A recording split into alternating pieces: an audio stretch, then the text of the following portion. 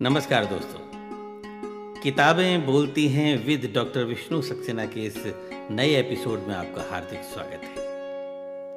किताबों को लेकर हस्तीमल हस्ती जी ने कितना खूबसूरत शेर कहा है। कुछ और सबक हमको ज़माने ने सिखाए, कुछ और सबक हमने किताबों में पढ़े थे।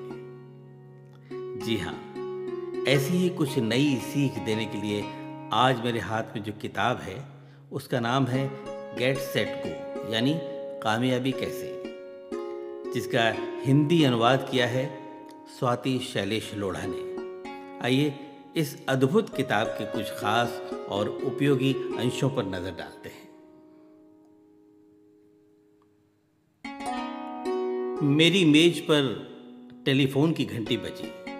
मेरे सचिव निखिलेश ने मुझे बताया कि एक लड़का मुझसे मिलना चाह रहा है। एक प्रशिक्षक होने के नाते मुझसे हर रोज अनेक लोग मिलने आते हैं, छात्र, पेशेवर और तमाम श्रेणियों के लोग। लेकिन निखिलेश ने जब मुझे उस लड़के के बारे में बताया तो मुझे लगा कि उसके व्यक्तित्व में कहीं कोई अड़चन थी।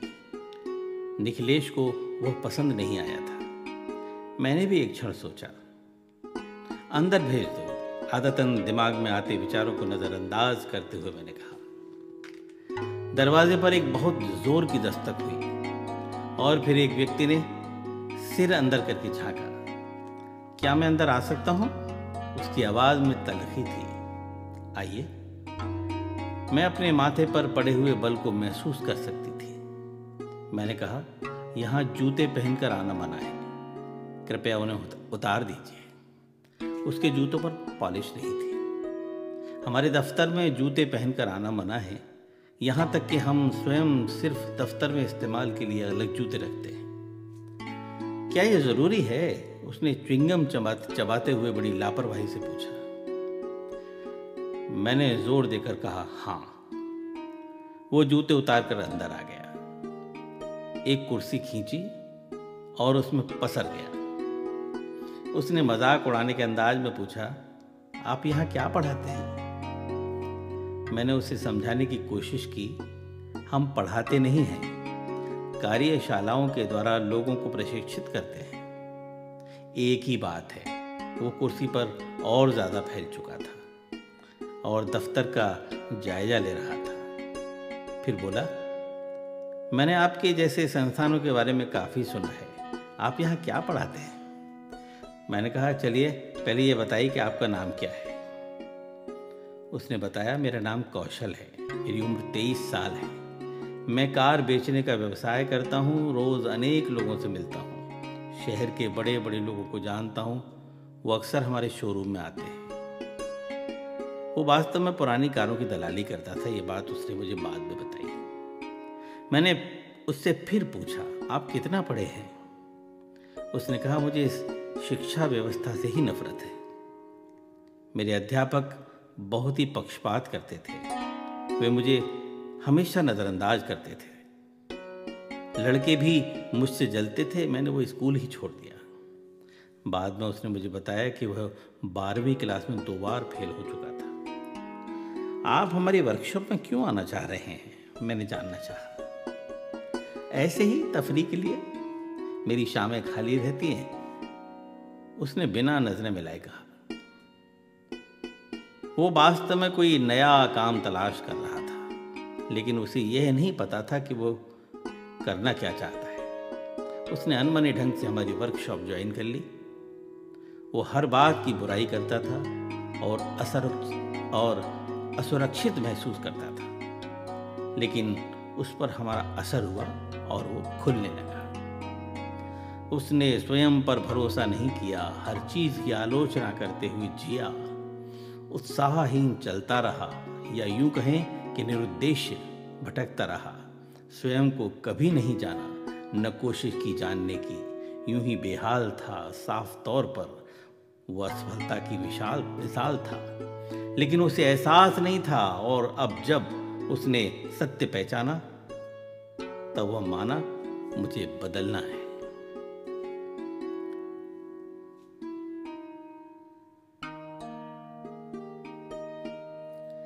आइए इसका दूसरा टॉपिक पढ़ता हूं। लोग क्या कहेंगे। हम सब लोग इस लोग क्या कहेंगे कि चक्कर में पड़े रहते हैं। हमें बचपन में बड़े याद दिलाते हैं कि लोग क्या कहेंगे। जवानी में हमारी सामाजिक स्थिति हमें बार बार याद दिलाती है कि लोग क्या कहेंगे। बुढ़ापे में हम सोचते हैं हमारे बच्चे क्या कहेंगे। जो लोग अपना दिमाग इस्तेमाल नहीं कर सकते वो इस बीमारी के शिकार हो जाते हैं कि लोग क्या कहेंगे। यह बीमारी उन्हें खाई जाती है। मूलतः असफल लोग हमेशा यही सोचते रहते हैं कि लोग क्या कहेंगे। उनके लिए लोग बहुत महत्व रखते हैं क्योंकि हमेशा दूसरे लोगों से यह सुनना चाहते हैं कि आप ठीक काम कर रहे हैं। मेरी आंटी मेरे चचेरे भाई की शादी में बहुत बढ़िया नाच रही थी। उसे ढोल थाली पर बहुत अच्छा नाचना आता था। कुछ दिन बाद हम लोग पार्टी में गए। मैंने उनसे कहा चलिए नाचते हैं।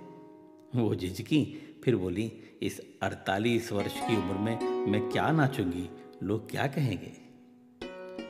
वो एक कोने में जाकर बैठ गई और मैं सोचती रही लोग जो करना चाहते हैं वो क्यों नहीं करते। एक प्रोफेसर की पत्नी किसी बच्चों के स्कूल में अध्यापिका बनना चाहती थी लेकिन उनकी हिम्मत नहीं पड़ी। उनके पति मैकेनिकल इंजीनियरिंग विभाग के अध्यक्ष थे। उन्होंने मना कर दिया। उनका कहना था लोग क्या कहेंगे। जब कभी असफल लोग कोई फैसला लेना चाहते हैं तो वह सोचते हैं लोग क्या कहेंगे। यदि हम प्रतिबिंब अवधारणा को समझें तो भूल जाएंगे कि लोग क्या कहेंगे। एक राजा अपने महामंत्री की अक्ल को जांचना चाहता था। उसने मुर्गों को लड़ाने का फैसला किया। अपने महामंत्री को आदेश दिया कि मैं तुम्हें एक नया मुर्गा दे रहा हूं, उसे अकेले रखकर लड़ना सिखाओ और 1 हफ्ते बाद उसका शाही मुर्गे से मुकाबला होगा। राजा शाही मुर्गे की सफलता के बारे में पूरी तरह से आश्वस्त था। मुकाबले का दिन आ पहुंचा। महामंत्री अपना मुर्गा लेकर दाखिल हुआ और युद्ध शुरू हुआ। नया मुर्गा जीत गया। राजा को बड़ा आश्चर्य हुआ। महामंत्री जी, आपने उसे कैसे सिखाया? राजा ने पूछा। हुजूर, महामंत्री बोला, मैं उसे हर रोज शीशे के सामने खड़ा कर देता था और वह अपनी छाया से लड़ते लड़ते सीख गया।